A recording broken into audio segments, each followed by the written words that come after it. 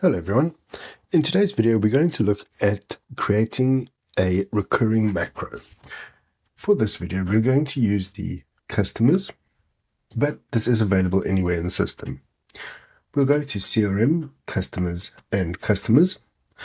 and we want to update all of the active customers' payment terms to be COD.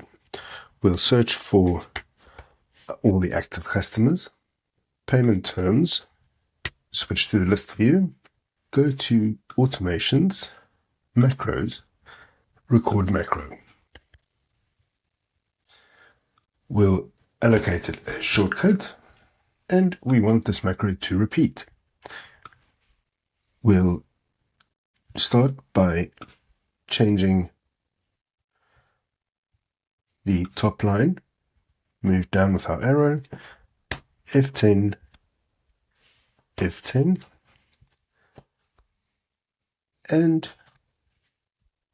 we can then stop the recording. To then run our macro, we can go to automations, macros, and copy down recursive.